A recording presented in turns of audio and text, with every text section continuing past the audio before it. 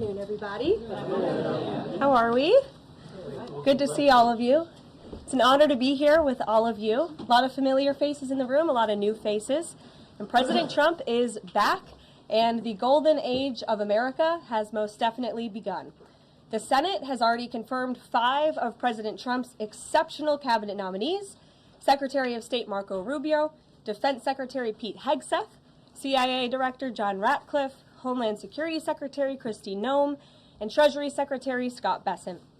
It is imperative that the Senate continues to confirm the remainder of the president's well-qualified nominees as quickly as possible. As you have seen during the past week, President Trump is hard at work fulfilling the promises that he made to the American people on the campaign trail. Since taking the oath of office, President Trump has taken more than 300 executive actions, secured nearly $1 trillion in U.S. investments, deported illegal alien rapists, gang members, and suspected terrorists from our homeland, and restored common sense to the federal government. I want to take a moment to go through some of these extraordinary actions. On day 1, President Trump declared a national emergency at our southern border to end the 4-year-long invasion of illegal aliens under the previous administration. Additionally, President Trump signed an executive order to end catch and release and finish construction of his effective border wall. By using every lever of his federal power, President Trump has sent a loud and clear message to the entire world. America will no longer tolerate illegal immigration, and this president expects that every nation on this planet will cooperate with the repatriation of their citizens. As proven by this weekend, when President Trump swiftly directed his team to issue harsh and effective sanctions and tariffs on the Colombian government, upon hearing they were denied a U.S. military aircraft full of their own citizens who were deported by this administration. Within hours, the Colombian government agreed to all of President Trump's demands, proving America is once again respected on the world stage. So, to foreign nationals who are thinking about trying to illegally enter the United States, think again. Under this president, you will be detained and you will be deported. Every day, Americans are safer because of the violent criminals that President Trump's administration is removing from our communities. On January 23rd, ICE New York arrested a Turkish national for entry without inspection who is a known or suspected terrorist.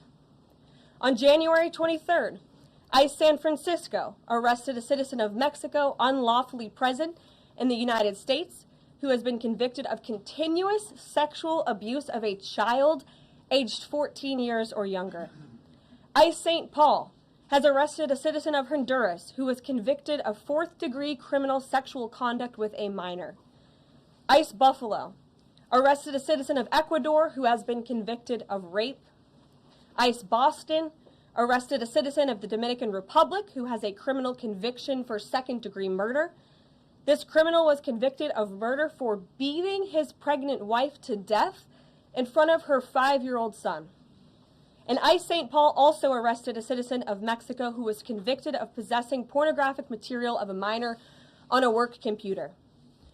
These are the heinous individuals that this administration is removing from American communities every single day, and to the brave state and local law enforcement officers, CBP, and ICE agents who are helping in the facilitation of this deportation operation, President Trump has your back, and he is grateful for your hard work. On the economic front, President Trump took immediate action to lower costs for families who are suffering from 4 long years of the Biden administration's destructive and inflationary policies. President Trump ordered the heads of all executive departments and agencies to help deliver emergency price relief to the American people, untangle our economy from Biden's regulatory constraints, and end the reckless war on American energy. President Trump also signed sweeping executive orders to end the weaponization of government and restore common sense to the federal bureaucracy. He directed all federal agencies to terminate illegal diversity, equity, and inclusion programs to help return America to a merit-based society.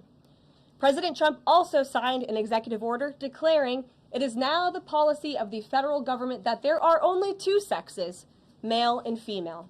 Sanity has been restored. Before I take your questions, I would like to point out to all of you once again have access to the most transparent and accessible president in American history. There has never been a president who communicates with the American people and the American press corps as openly and authentically as the 45th and now 47th President of the United States. This past week, President Trump has held multiple news conferences, gaggled on Air Force One multiple times, and sat down for a two-part interview on Fox News, which aired last week. As Politico summed it up best, Trump is everywhere again. And that's because President Trump has a great story to tell about the legendary American revival that is well underway. And in keeping with this revolutionary media approach that President Trump deployed during the campaign, the Trump White House will speak to all media outlets and personalities, not just the legacy media who are seated in this room. Because according to recent polling from Gallup, Americans' trust in mass media has fallen to a record low. Millions of Americans, especially young people, have turned from traditional television outlets and newspapers to consume their news from podcasts, blogs, social media, and other independent outlets. It's essential to our team that we share President Trump's message everywhere and adapt this White House to the new media landscape in 2025. To do this, I'm excited to announce the following changes will be made to this historic James S. Brady briefing room, where Mr. Brady's legacy will endure. This White House believes strongly in the First Amendment, so it's why our team will work diligently to restore the press passes of the 440 journalists whose passes were wrongly revoked by the previous administration.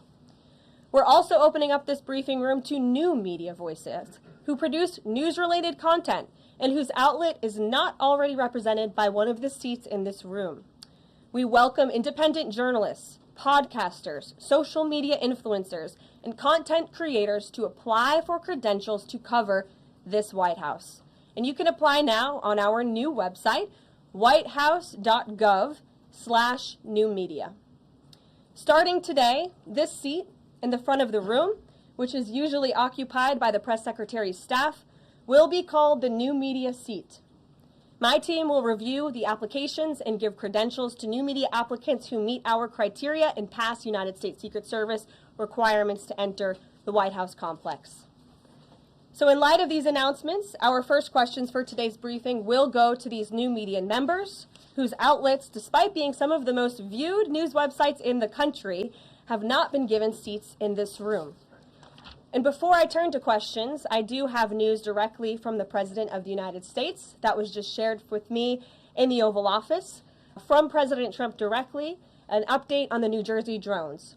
After research and study, the drones that were flying over New Jersey in large numbers were authorized to be flown by the FAA for research and various other reasons.